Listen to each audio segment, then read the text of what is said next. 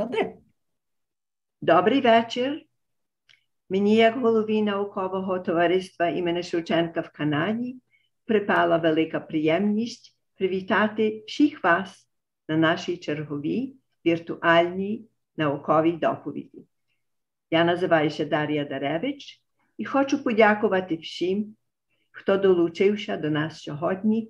Виглядає, що маємо 30 апаратів включених з цілої Канади. Особливо вітаю нашу доповідачку, професор Ірину Макарик з Отави. Користаюсь нагоди, щоб запросити вас на наступну доповідь і конференцію. В четвер, 18 листопада, відбудеться доповідь і презентація на тему зображення Голодомору в картинах дуже цікавої американської мисткині українського походження магістр Ліди Боднар-Балагутрак, Х'юстон, Техас. В суботу, 4 грудня, відбудеться традиційна конференція члени наукового товариства імені Шевченка «Научі». Прошу слідкувати за повідомленнями в інтернеті і на веб-мережі товариства. Пригадую, що всі доповіді товариства записує інженер Олесь Дольницький, і їх можна послухати на YouTube-каналі товариства, вийшовши на веб-сторінку товариства www.tsh.ca. Запис зворушливої доповіді і презентації нащадків, що відбулася 17 жовтня на тему українських жінок в концтаборі Равенсбрук, вже на мережі товариства імені Шевченка, як і Українсько-Канадського дослідчо-документаційного центру. Кінчаючи, складаю подяку членам дирекції, пані Христі Колос та інженерові Олесові Дольницькому за повідомлення і запис на Zoom, а магістр Наді Герелюк за дизайн оголошення і рекламу в соцмережах. Рівно ж дякую за оголошення Конгресові українців Канади в Торонті телевізійним програмам «Пісня України» і форум радіовій програмі «Пісня України». Я сказав телевізійним програмам «Контакт» і форум, радіовій програмі «Пісня України» і газеті «Новий шлях. Українські вісті». До представлення шановної доповідачки і переведення вечора я попрошу члена дирекції, магістр Надю Герелюк, докторантку української літератури в Торонтонському університеті. Прошу. Дуже дякую, професор Даревич. Добрий вечір. Вітаю вас на сьогоднішній лекції. Мені випала велика честь сьогодні представити нашу доповідачку із лекцією «Париж, 1925 рік. Українське театральне мистецтво. Формування міжнародного модернізму». Сьогодні ви дізнаєтеся про український театр та митців, які мали значний вплив на створення та поширення модернізму на міжнародній арені. На цю цікаву тему доповідатиме співзасновниця кафедри українознавства Отавського університету, професорка з відзнакою Ірина Макарик. Професор Макарик написала аж 5 книжок. Вона також була заступником декана для аспірантури та докторантів з 2006 по 2012 рік. На сьогоднішній день професор Макарик викладає при кафедрі театру і англійської літератури і пише нову книжку, яка вийде досить швидко. Тож вітаємо сьогоднішню доповідачку. Професор Макарик, вітаємо вас. Дуже дякую за такі теплі слова. Сьогоднішня моя доповідь буде по-англійськи, але звичайно, що я всі запити приймаю чи по-англійськи, чи по-українськи, чи хтось дуже хоче по-французьки. Доповідь, лекція є базована на моїй книжці «April in Paris». І досліди я провадила, звичайно, в Парижі, де я була довший час, у Відні, в Києві, в Харкові, в Нью-Йорку, в Каліфорнії. І тут в Отаві в архівах також. Так що то би була мозольна робота, то все перекласти на українську мову. А текст то є, звичайно, текст взятий частинами з моєї книжки. Доповідь є ілюстрована, отже, я за кілька хвилин розпочну з тим. Але тільки хотіла сказати про початок цілого того проєкту про Париж. Я була в Києві в газетному і журнальному відділі Академії наук ще 95-го року. І просліджувала Олеся Курбаса, писала іншу книжку, мою першу про Курбаса. І в новому мистецтві бачила маленьку замітку, що Березіль буде мати експонати, висвітлені в Парижі. Це для мене була новизна, я ніде про це не читала, і ніде на Заході не було записано про такий момент, про таку дуже важливу виставку. Так що я так думала про ту ідею, щоб над тим попрацювати, але потім були інші книжки, інші проєкти, і нарешті прийшов момент, коли був відповідальний, де можна було трошки вирватися з щоденного життя, лекції і так далі на університеті і відбути дуже приємний час, особливо в Парижі, в архівах, і бібліотеках, музеях і так далі. Так що я почну зараз, власне, той share screen. І прошу мені сказати, чи це добре виходить. Отже, я зменшу всі ті імеджі, що маю, і почну з тим першим імеджем про Париж 25-го року вночі. Отже, on the 8th of November, 1925, a great endeavor was brought to a close. After more than 6 months, the Paris Exposition Internationale des Arts Décoratifs et Industriels Modernes, one of the most important and influential artistic events of the 20th century, attracting over 15 million visitors, saw its final day.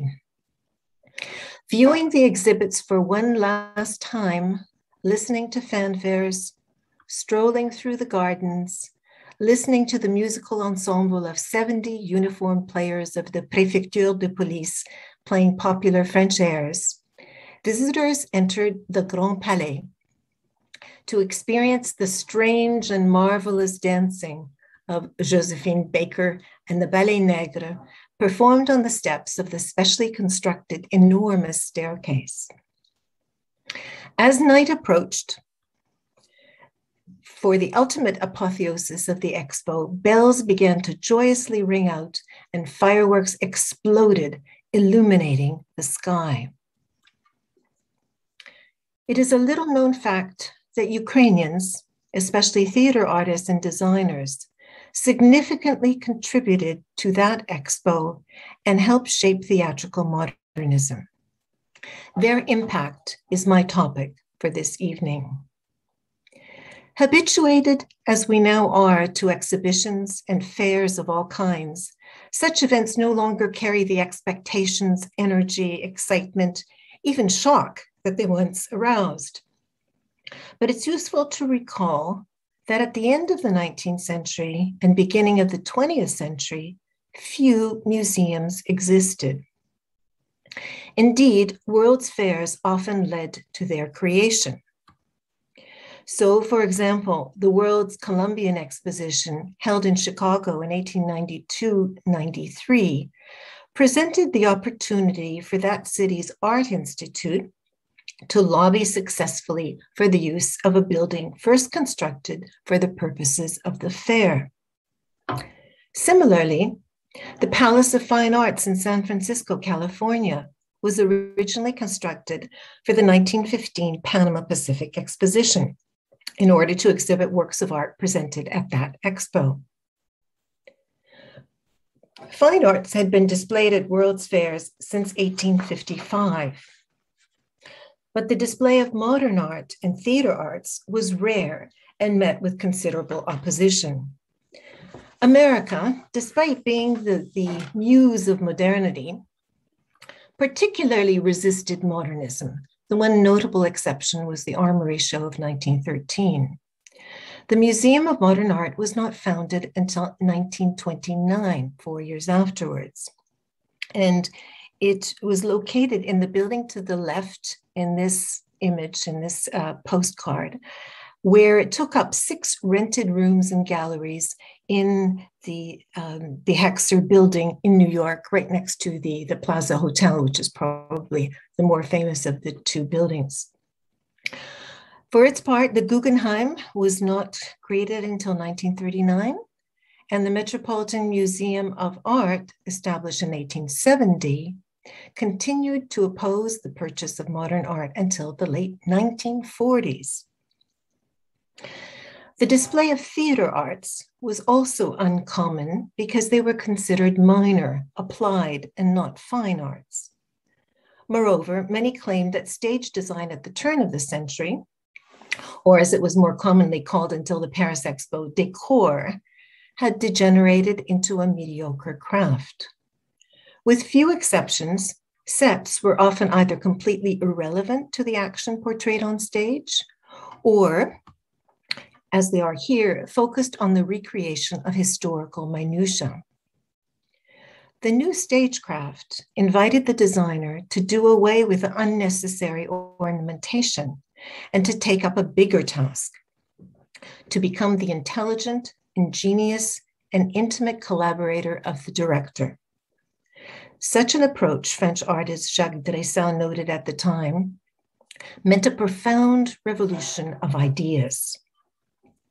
The Paris Exposition marked a major departure from all other previous World's Fairs in focusing on a single theme: the spirit of modernism in all areas of design, architecture, furniture, fashion, arts of the street, what we now call urban design, gardens, education, and, for the first time ever, film and theater arts. The theater exhibits aim to showcase the theoretical and technological achievements of the past 2 decades, to test the latest research on stage, to display the theater arts, that is, the architecture of theater buildings, maquettes, costumes, scene designs, drawings, and photos. The organizers hope to educate a wide international audience and also to inspire playwrights to create a drama appropriate to their time by encouraging them to throw off the shackles of tradition and convention. By abandoning mediocrity and banality, a new relationship between audience and stage would be forged. At the center of the modernist spirit were the inspirational advances that had been made in science and technology, but which hadn't yet been translated into everyday life. Art critic Helen Appleton Reed explained, quote, "We in the 20th century present the curious anachronism of a people living in the age of the telephone, the radio, the airplane and automobile, yet persisting upon Louis XIV or Queen Anne styles. The magic of radio, electricity, theories of relativity, the X-ray, different methods of recording the human voice and movement meant a new zeitgeist, which required a style in harmony with its special ideals and needs." Reed's views were shared by many who were enthralled by the dynamism of the new discovery. The Expo's organizers anticipated that this international event would restore France to its supremacy in the artistic and fashion world, and moreover, that the French would lead the way to aesthetic change. But it was the Ukrainians and the Soviets more generally who became the talk of the International Exposition, and it was in the domain of theater arts that they conquered. The Paris Expo marked one of the first appearances of the USSR on the world stage. The Bolsheviks understood that international exposition were an important means by which to persuade the world that, in Olga Kameneva's words, quote, "civilization was far from perishing under the communist regime." The exposition offered the opportunity both to show off Soviet talents and thus to belie rumors about the terrors of the revolution and the aftermath. Moreover, since Russia had participated in many of the previous World's Fairs, the Soviet presence in Paris suggested that it was business as usual. In the bottom right corner, you can see the Pont Alexandre, the Alexander Bridge 1897, which marked the presence of the Russian Tsar who had come to the previous fair, or one of the previous fairs. As historian Tony Bennett has persuasively argued, expositions, fairs, and museums are all involved in showing and telling. That is, exhibiting, embodying, and communicating specific cultural meanings and values. Similarly, Ivan Karp has argued that exhibitions and museums are alike in being an apparatus of power that can aid or impede our understanding, a fact which has made them such important instruments for articulating national identity. In this respect, the Frankfurt Book Fair, currently on right now, in putting the spotlight on Canada and Canadian writers, continues this influential tradition. Displays, as Francois Forster Hahn insists, do not merely reflect or mirror society in a particular historical moment, but actively function as agents that shape the historical process itself. As visual narratives of mental constructs, they often crystallize specific historical moments by imprinting images in the public mind that are more powerful than texts. The Soviet theater arts exhibits at the Paris Expo achieved precisely such results, imprinting on their wide spectrum of 15 million visitors the apparent story of a vibrant new society. They thus inaugurated a master narrative that would be repeated and widely circulated for decades in the West, the myth of a necessary correlation between the revolution, Russia, and avant-garde art. As with other aspects of the Paris Exposition, the theater arts exhibition was intended both to look backward, to analyze the innovations that occurred over the past 2 decades, and forward, to establish a new standard of the art of the theater and of theater arts. Kiev-born dancer and choreographer Serge Liffard explained the important distinction between the two. The first is performance, what the spectator sees on stage, the living picture peopled by actors in costume, bringing the scene to life. It is real, but it is ephemeral. Theater art is set and costume design, which continues to exist after the performance is over. It was essential to show the interaction of the two. Together, they would create a revolution of rare originality.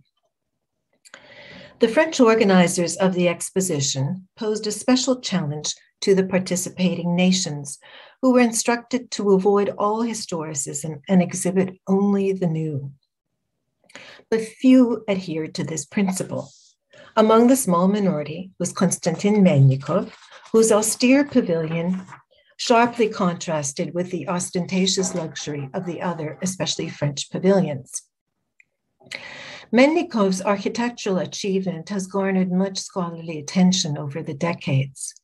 However, it is important to note that it was not completed or opened until the 4th of June, as this postcard with earthworks shows. Nor was Alexander Rodchenko's equally famous Workers' Club ready by the Expo's inaugural date of the 28th of April. In the meantime, from opening day, visitors curious to learn something about the newly created Soviet state would have had their first impressions formed by their display of theater arts.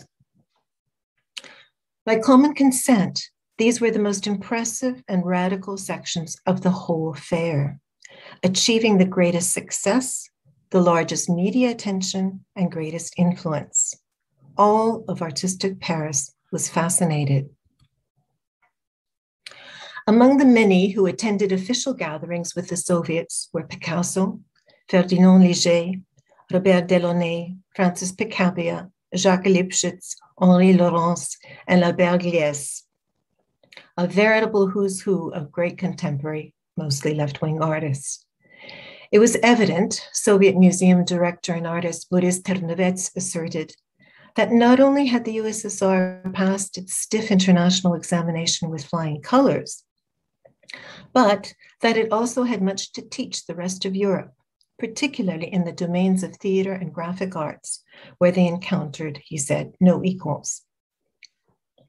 It was an opinion shared by the jury that meted out many awards to the Soviets at the fair's conclusion. At the core of new thinking about the theater was the reconception of space as a dynamic environment in which actors and audience, no longer separated by a proscenium arch, entered into a new cooperative relationship. On stage, the construction, architecture, or spatial decor would be presented as a three-dimensional harmonious space organized around the actor, permitting the maximum of expression. The vocal, visual, and physical were melded together into a new unity that was overtly theatrical. The stage was no longer just a platform for the recitation of a literary text. The text would live through the dynamic actor moving in a complex volumetric space. Such changes depended as much upon re-theatricalizing the theater as recognizing the theatricality of everyday life, a notion which chimed with the theatricalization of the city of Paris itself in 1925. And here you can see during the exposition Citoyen, which sponsored this ad, which was made of 100,000 light bulbs that flashed on and off, and was the electricity being supplied by a special generator. And it was seen, of course, for miles. Apparently, even across the English Channel, you could see that speck of light shining in the dark. While perceived as sensationally modern, ironically, the new approach to theater was also a return to earlier pre-18th century theatrical traditions, to a renewal of the dynamic relationship between audience and actors, to a synchronic rather than diachronic view of space and time, to simultaneity, movement, and to a variety of playing spaces. Among others, the Cubist painter and writer Amédée aux Enfants lauded Soviet theater arts for their spirited reaction against the psychological realism and excessive decoration that had made the painter the master of the stage. He applauded their turn to great traditions of popular theater, the theaters of Greece and China, the theater of Shakespeare, the Spanish Golden Age, and Italian Commedia dell'arte. Indeed, a return to earlier traditions was fostered by leading theaters, such as Les Courbas's Brésil Artistic Association, which had been invited to participate in the Paris Expo. Charismatic stage and film director, pedagogue, theorist, translator, musician, and writer, Les Courbas created the foundations for 20th century Ukrainian theater and film, influencing hundreds of actors, directors, and designers. Born in Western Ukraine, educated in Vienna and Lviv, and well-versed in the traditions of European theater, Courbas created a conceptual theater that not only challenged the sentimental, the declamatory, and the pictorial, but also the very idea of representation itself. In Kiev in 1922, Courbas founded the Brésil, its name the archaic word for March, thus connoting youth, renewal, rebirth. With the Brésil, Courbas began to bring some of his ambitions to fruition.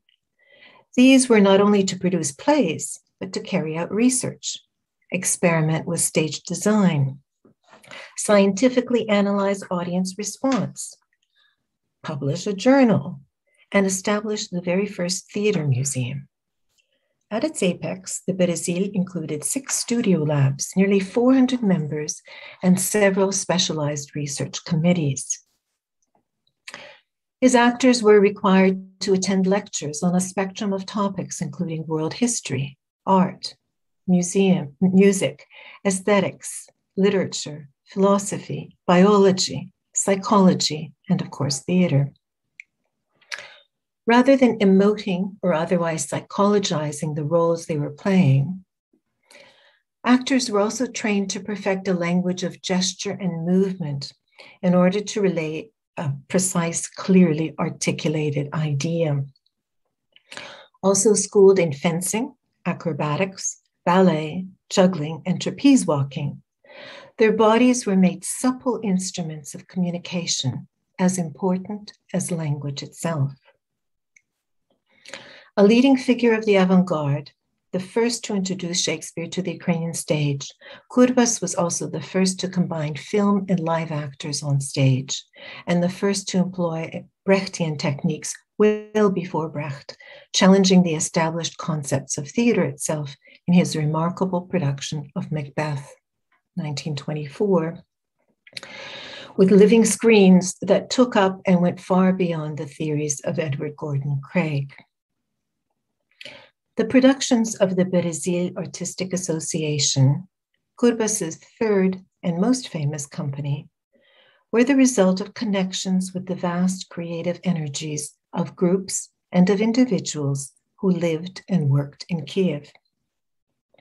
Isadora Duncan danced there.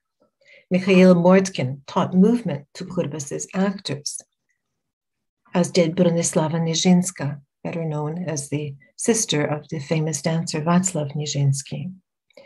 The first conceptual ballets were created in her École de Mouvement, founded in 1919 in Kiev. At the same time, Nijinská shared studio space, dancer actors, and theoretical discussions with Kurbas and his troupe. Sergei Eisenstein, not yet a filmmaker, tested out some of his preliminary ideas about montage in a theatrical endeavor in Kiev. 2 of Kurbas's scenographers, Anatoly Petritsky and Vadim Meller, also frequented gatherings in Alexander Exter's studio. Petritsky and Meller created wonderful costumes and fantastic constructions, set designs. Klement Rydko painted huge posters and decorated adjut trains. Viktor Shklovsky lectured there. Vsevolod Meyerhold brought his productions to Kiev, where his works alternated with the presentation of Kurbas's shows, and thereby ignited a polemical debate in the press about who bested whom. The Yiddish Kulturliga exhibited, among others, the works of L. Lisitsky and Boris Aronson. Composer Anatoly Butsky shocked his own musicians with his atonal music.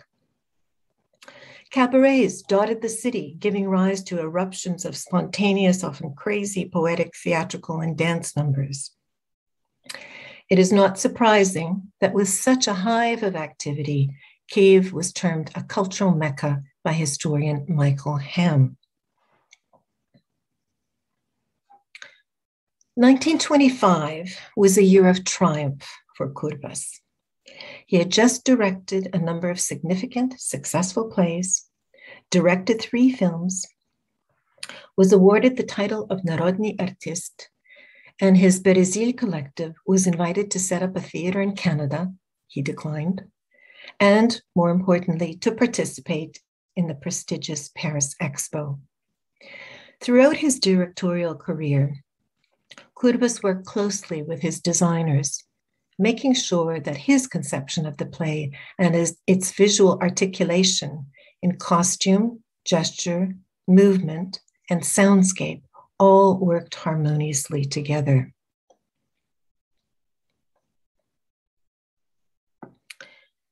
In Vadim Meller, Kurbas found a like-minded designer with whom he could share and debate ideas and then see them thoughtfully realized. Maquettes, costume designs, photos of the Berezir productions and of the directors were prepared for the Paris show. The Soviet delegation was led by Ukrainian-born Anatoly Lunacharsky, Commissar of the Enlightenment. In Paris, the critics took note. Berezir's designer Vadim Meller was awarded a gold medal for production of the Secretary of the Labor Union, directed by Boris Ternot under the tutelage of Kurbas. Meller's maquette presented a soaring, filigree-like structure that eschewed all decoration for scaffolding upon which the actors could move about. Moreover, the stage could rotate, thus presenting limitless acting possibilities and making rapid scene changes possible. Dynamic stage set movement, the key element of avant-garde theater, was complemented by the unity and thoughtful choreography of the actors' movements, buttressed by costumes that hinted at, rather than imitated, realistic dress. Together, these elements created a unified total work of art, balanced, rhythmic, dynamic. Such structures enabled a new way of acting, one which focused on an expressive and strong body, and which, in versatility of technique, reached back to pre-Enlightenment theater, to the medieval mysteries, the theaters of Shakespeare, Calderon, and Molière, to the Commedia dell'arte, the fairground booth, and to the circus.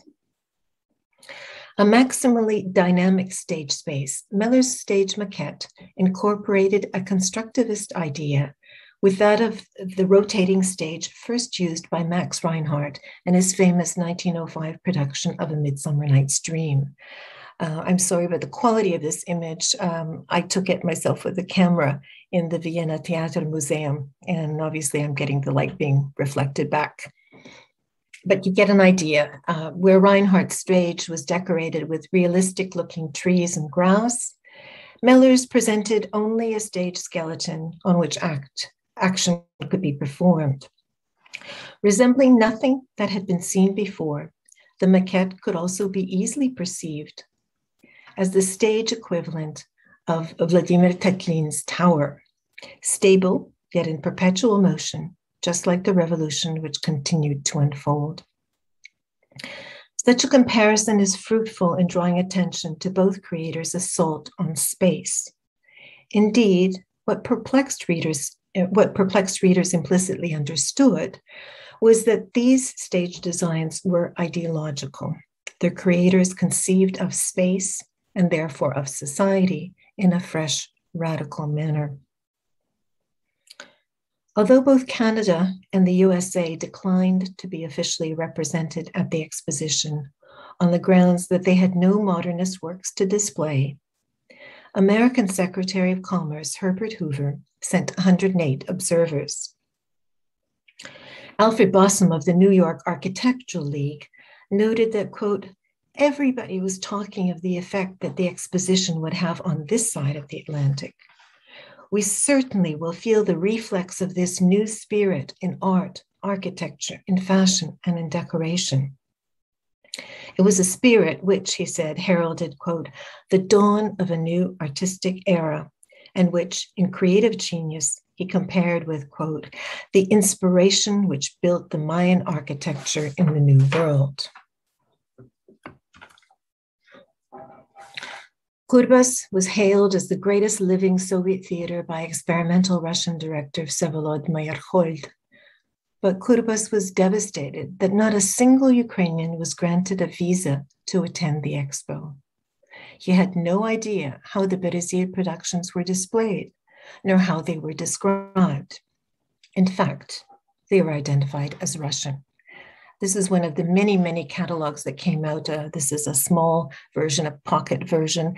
And you can see that even the name, the USSR, is not really used. It's Russie. And we have Union des Républiques Soviétiques. Sorry, I can't see very well with the image. Union des Républiques Socialistes. Soviétique.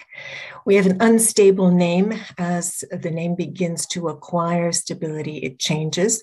But at the moment, everyone is still referring to the USSR Pavilion and to all the exhibits as Russian and all the participants as Russian. New York.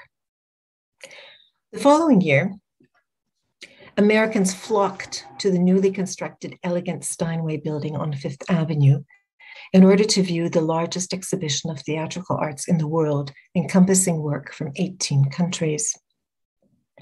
Its core had been formed from the whole foreign section of the Paris Expo and had been brought to the USA through the efforts of the editor of the Little Review, Jane Heap, Dadaist Tristan Tzara, Ukrainian-born designer Friedrich Kiesler, and a number of American theater associations.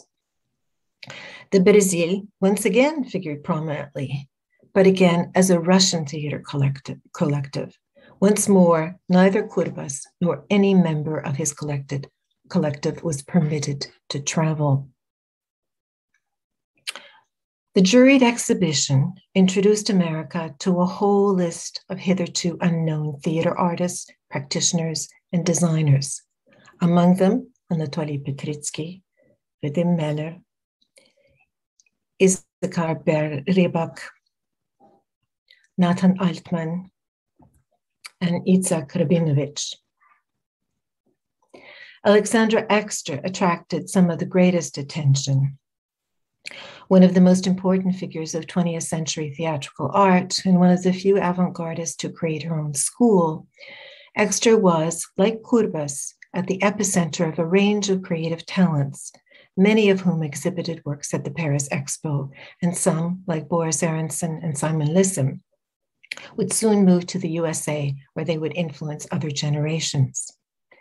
Close friends with Bronislava Nijinská, Exter was also one of the important figures responsible for the fertile cross-pollination of ideas.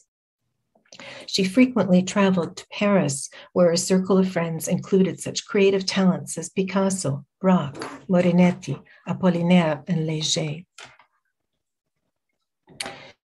In Kiev, from 1916 to 19, her studio formed the center of artistic and cultural life.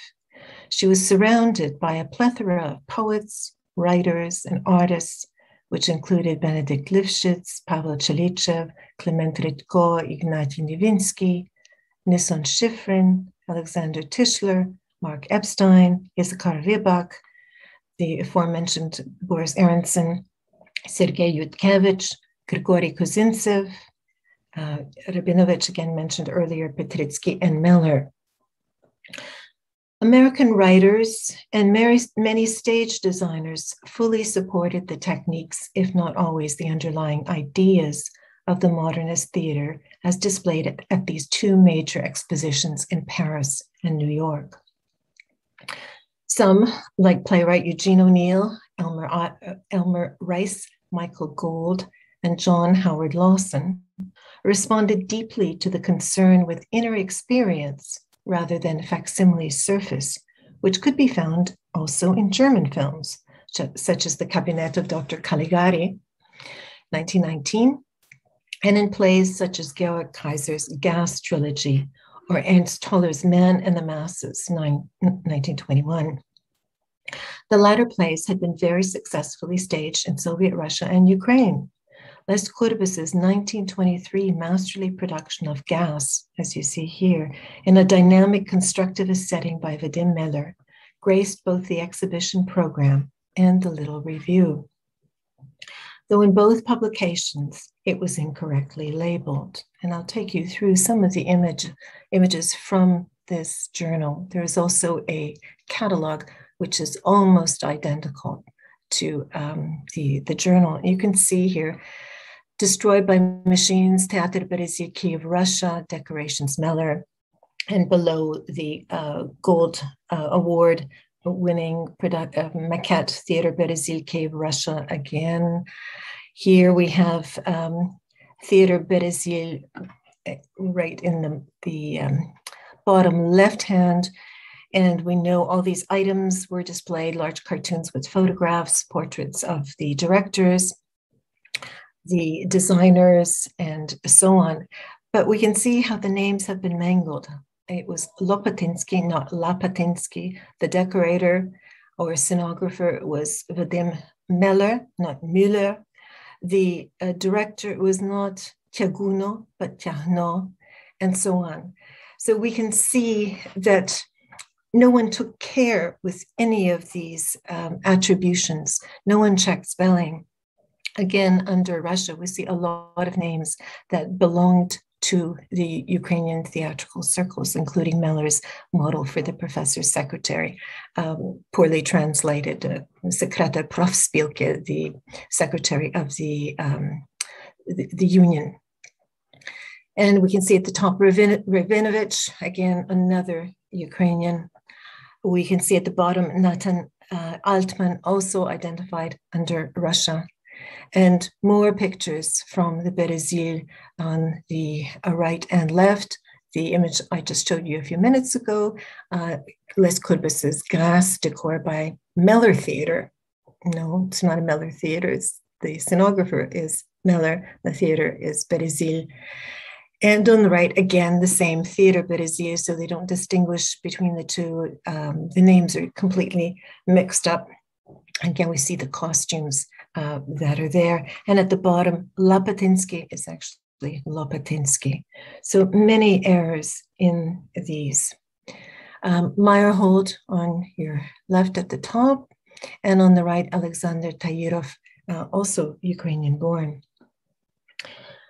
Thanks to Heap's magazine and her far-flung contacts, a glittering list of writers, artists, and intellectuals, both in America and elsewhere, became familiar with the new Soviet statecraft and with the images from Les Courbis's Berezil theater productions.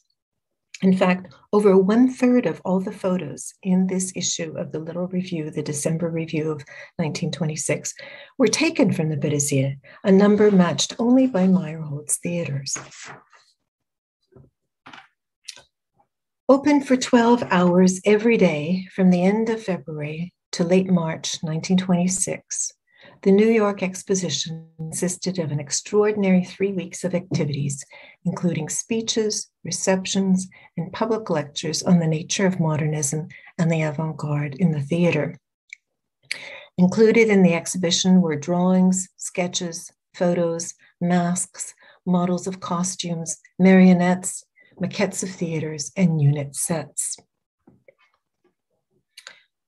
Sheldon Chaney, author and art critic, main editor of Theater Arts magazine, described the exhibition as so indicative of a new theatrical emotional effectiveness and of a spirit so clearly of the times that we shall all do well to give heed to it, to keep our minds most open, to study, turn our backs, reflect. Indeed, Chaney accurately predicted that the show would prove not only a challenge, but a landmark in the history of American stage design. The North American press coverage was extensive. The New York Herald Tribune warned American students of the theater that they ought to be prepared, quote, for the shock of their lives, because nothing in America, not even the biggest innovations on Broadway, had anything to match what they were about to see.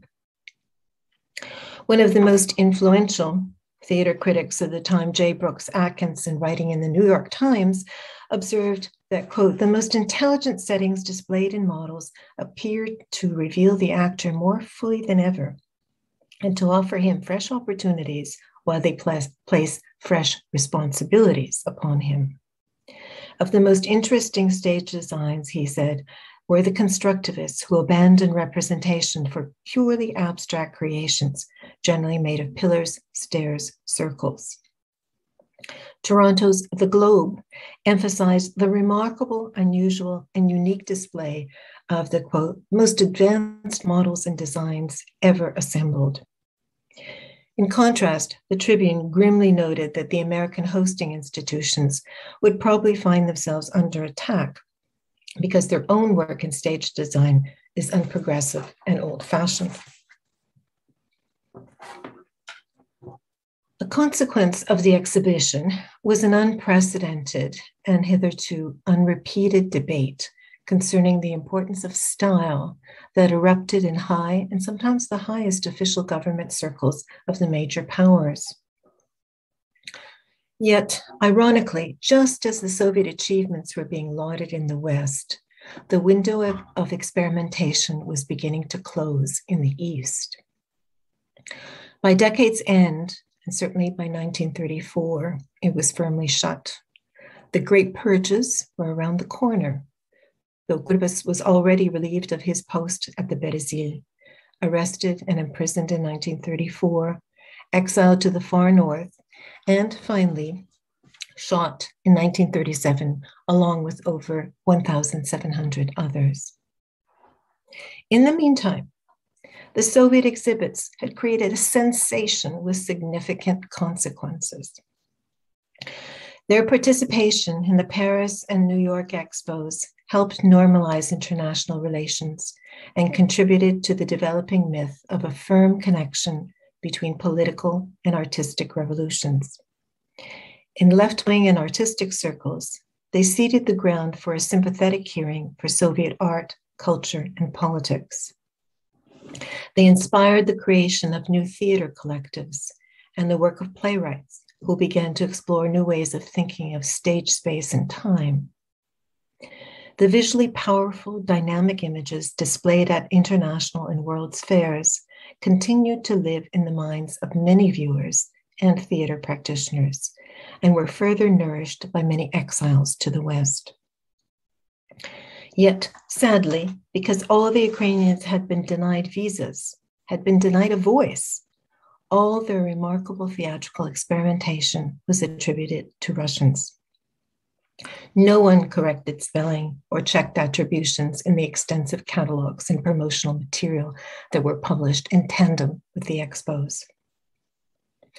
Occluded or entirely written out of subsequent Soviet theater histories, the varied and extensive contribution of Ukrainian theater artists to the modernist spirit nonetheless had a significant impact in shaping theatrical modernism, an influence that only now is beginning to be understood, recognized, and celebrated. Як засвідчує участь у цій та інших міжнародних виставках, Березіль зробив набагато більше, ніж лише новий вигляд українського театру. Після розпаду Радянського Союзу відкрилися раніше недоступні архіви, розквітли постколоніальні студії. Тепер можна і тепер треба переглянути звичні наративи про модерністський рух і конкретних містів.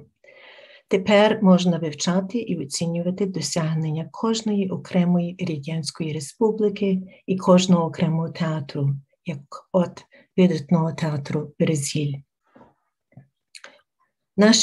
Наші дослідження, поза сумнівом, показують не лише те, що на периферії створюються шедеври модернізму, а важливіше, що наші дефініції та описи міжнародного модернізму потребують серйозної ревізії. А тепер я собі дозволю теж показати обкладинку моєї книжки. І тут є лінк, як хтось би був зацікавлений більш точно переглянути ті всі матеріали. Дуже багато ілюстрацій, приблизно 80 чи 90 ілюстрацій, багато кольорових. Можна знайти на тому лінк. І коли дати код Шевченко 2021, можна дістати ще додаткову знижку. Дуже дякую. Дуже дякуємо, професор Макарик, за таку детальну лекцію і ілюстрації. Ми тепер відкриваємо нашу дискусію. Якщо у когось є питання, ми просимо вас написати в Q&A, яке є внизу з правої сторони, або піднести руку. А перед тим, як ви почнете писати чи підносити руку, я задам до вас перше питання. І це перше питання є, очевидно, що українцям не дали доступу, не дали візи виїхати до Парижу. Але чи у них був доступ до цих програмок після того, як делегація вже повернулася назад? Чи вони мали принаймні змогу побачити? Не що я знаю. Ніде не бачила в архівах українських. Ніде не бачила зворот про каталоги. Тільки читала Леся Курбаса розпач про те, що він не знає, як то все виглядало. Отже, то мені доказує, що він ніколи не бачив ті каталоги. Може, навіть краще, що не бачив. Якщо Лесь Курбас не бачив, то очевидно, що Мелер також не бачив і інші. Так, правдоподібно так. Я бачу, що є. Що є, так, вам дякують наші учасники, які взяли участь у сьогоднішній доповіді. Я хочу знову наголосити вагомість таких міжнародних виставок. Бо я тільки говорила про 2 театральні виставки, але після Парижу і Нью-Йорку німці зорганізували в Магдебургу. Я там також була, забула навіть згадати, що там теж провадила досліди. І то була величезна виставка. І дозволили Курбасові там поїхати. Так що він був в Німеччині і зустрічався з людьми. Я не могла знайти точних доказів про матеріали, які він збирав, але знаю, що він був, і про це згадували в українській радянській пресі так само. Окрім цього, також були виставки, графіки і книжок і так далі. Головне в Німеччині там була симпатія більше до Радянського Союзу. Чи ця симпатія якраз мала вплив на те, що Курбаса пустили до Німеччини, а не до Франції? Мабуть, він теж був в Чехії, в Чехословаччині, і там мав навіть доповідь в Празі. Про то ми знаємо точну тему, не знаю.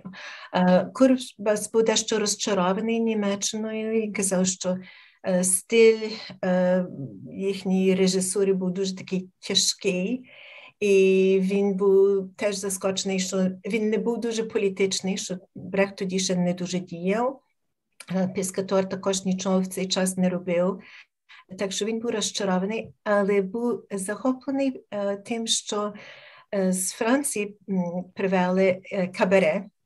І він вважав, що той легкий стиль був дуже доступний людям, і що можна з того брати і щось. І він навіть перетворив потім в свій лад «Алло» на хвилі 477 на радіохвилі, де він вживає деякі ті принципи Паризького рев'ю. Я бачу, що є якийсь запит. Пані Тетяна Джулинська питає, чи в Україні сьогодні загально оцінюють Березіль? Дуже. Дуже, ви, напевно, бачили той плак, що я показала, тою пам'ятку. Той з Відня, але вже є статуя, є театр імені Курбаса, і багато матеріалу пишеться про Курбаса, бо можна. До 89-го року було приблизно заборонено згадувати Курбаса. Так що було дуже тяжко, і коли я почала працювати над тим проєктом і зустрічалася з людьми, то люди показували мені речі, що вони тримали в шафах чи в шуфлядах. То було дуже небезпечно мати деякі ті матеріали. Мимо того, що нам здається, що то є то театральні матеріали, ні. Але щойно відкривалося це поле для дослідження. І цікаво, що всі з захопленням дивилися на ті фотографії, на ті дизайни, на костюми і так далі. Для них то було щось зовсім нове. Бо завжди говорили тільки, що Москва має цікавий театр. Так що ціла увага була звернена на Москву. Ви досить детально обговорили театр і декоративне мистецтво, але чи ця виставка також мала певну промисловість і промислове мистецтво? Я на то не звертала увагу. Я дивилася, є ціла енциклопедія 12-томна, яку я навіть показала на одному з тих слайдів. І є окремий том про архітектуру, про фільм і технологія фільму. Є про фасони, звичайно, французи завжди були дуже цікаві фасонами.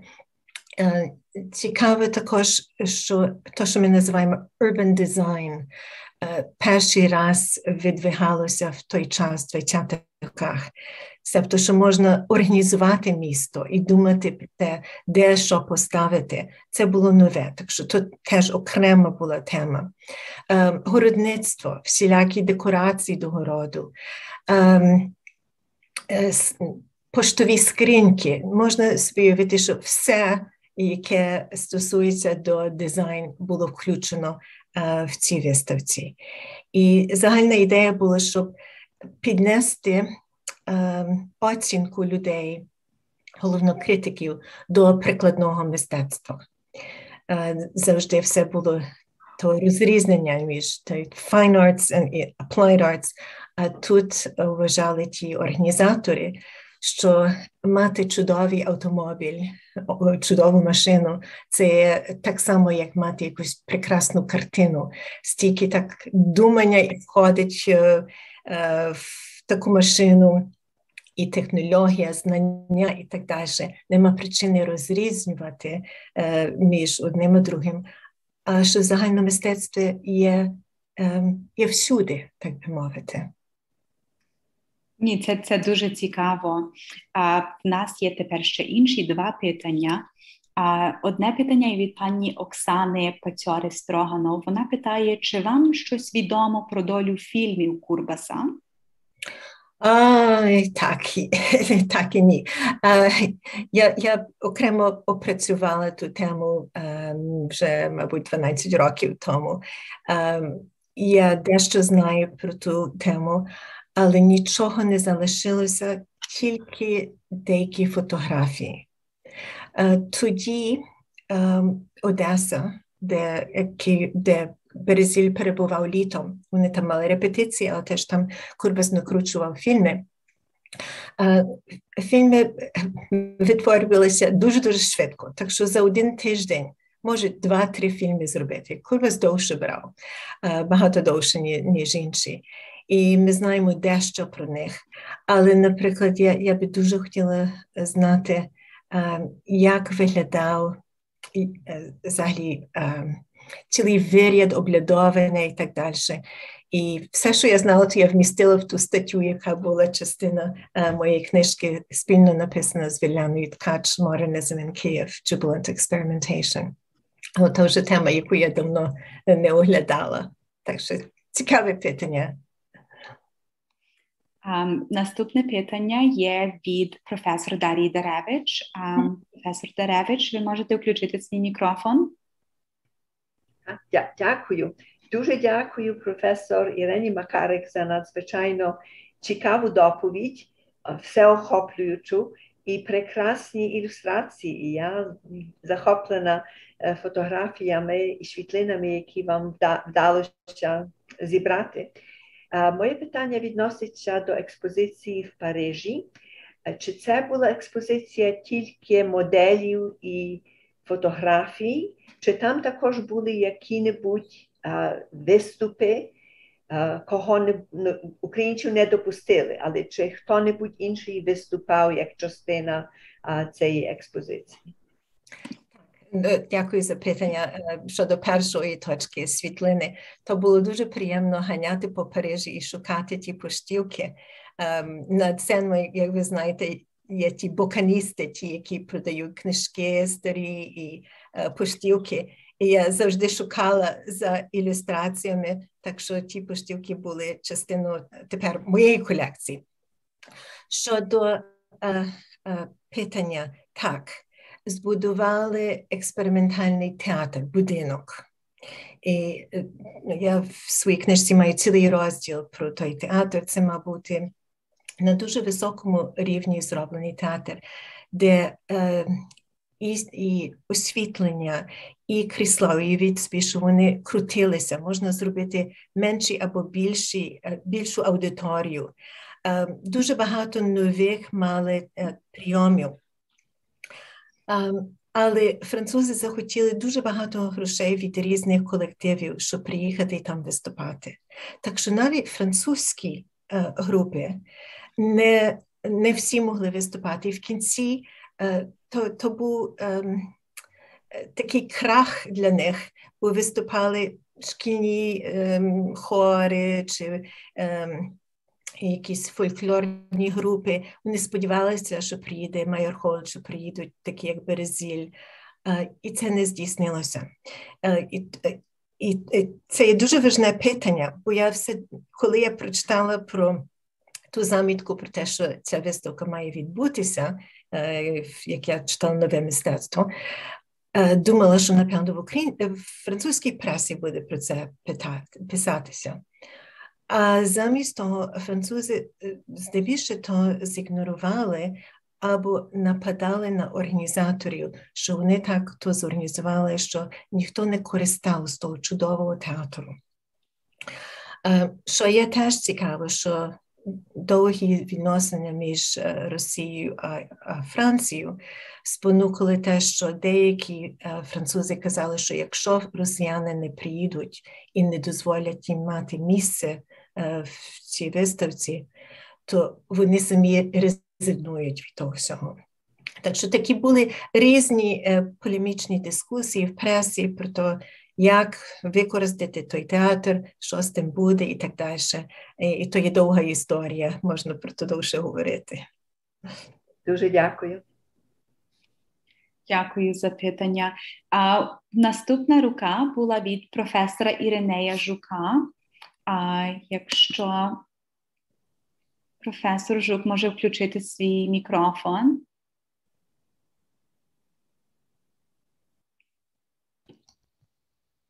Unmute, я маю. Так, ми вас чуємо. Так. Це брат Іринея Радослав Жук тут включився. Хотів вас привітати, пані Ірино, з прекрасною доповіддю, з цією чудовою роботою, яку ви робите. Це незвичайно важливе, щоб звернути увагу світу на осяги України в культурній сфері. Це, що включає націю до цивілізації. І ваша робота прекрасна. Пригадується мені наші ще зустрічі у Римі, ну, і ще в Торонті, і ваш виступ в нашому осередку в Монреалі кілька років тому назад. Так що дуже приємно вас знову побачити, що ви так чудово виглядаєте, так як колись. Так. Вітаю вас і вітаю так само осередок НТШ в Торонті, який на цю, ну, як би сказати, на серію, яку властиво наш осередок започаткував, вклад України в цивілізацію, так гарно підібрав і запросив такого надзвичайно доброго доповідача. Всього доброго, дякую. Дякуємо. Дуже дякую. Дуже дякуємо. Професор Макарик, тут ще є до вас додаткові питання. Одне із питань є, що Kurbas used film in his drama Jimmy Higgins. Was the film part of the exhibition? Which, no, they didn't show the film. No, the film is an integral part of the stage action.